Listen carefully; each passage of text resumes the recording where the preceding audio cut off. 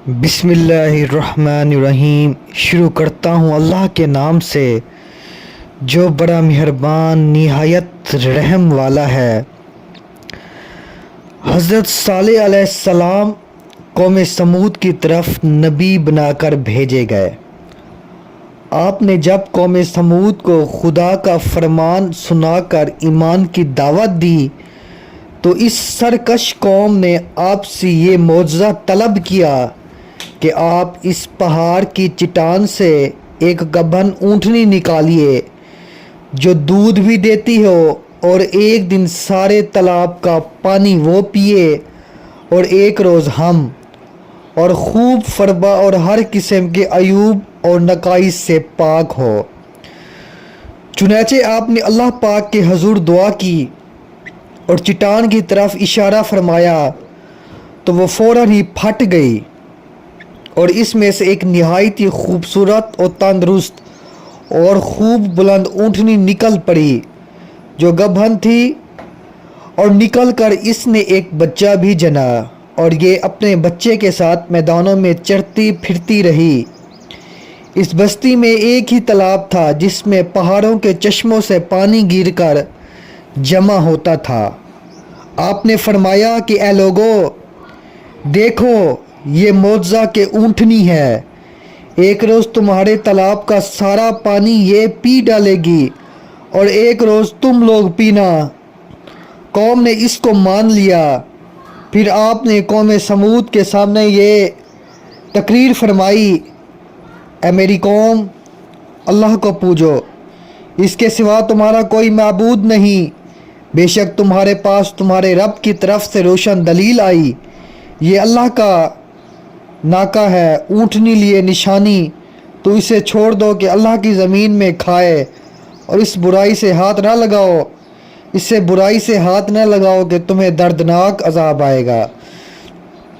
چند دن قوم سمود نے اس تکلیف کو برداشت کیا کہ ایک دن ان کو پانی نہیں ملتا تھا، کیونکہ اس دن تالاب کا سارا پانی اونٹنی پی جاتی تھی۔ اس لیے ان لوگوں نے طے کر لیا کہ اس اونٹنی کو قتل کر ڈالیں۔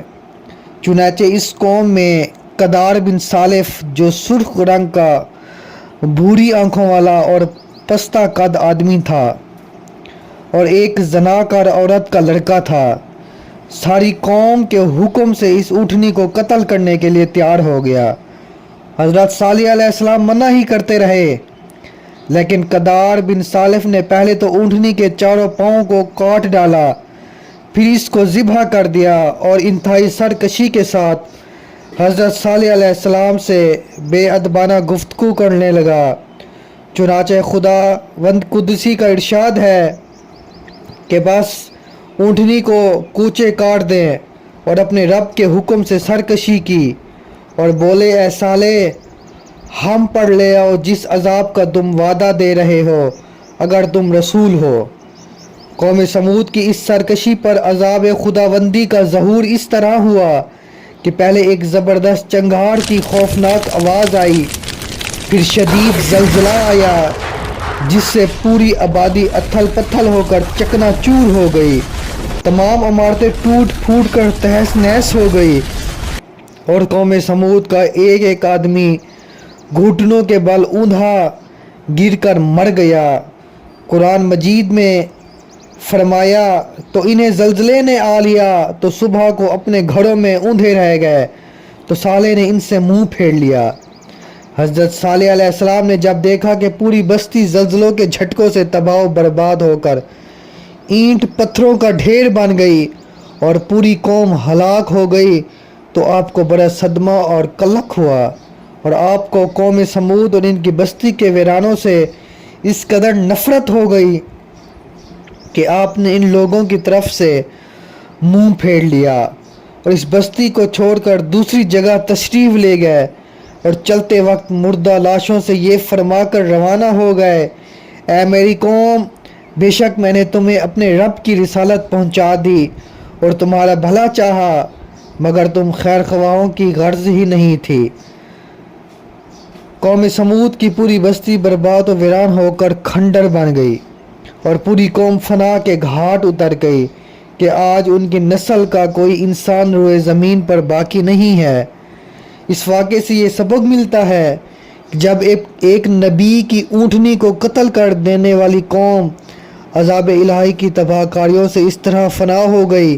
کہ ان کی نسل کا کوئی انسان بھی روئے زمین پر باقی نہ رہ گیا، تو جو قوم اپنے نبی کی آل و اولاد کو قتل کر ڈالے گی، بھلا وہ عذاب الہی کے قہر سے کب اور کس طرح محفوظ رہ سکتی ہے۔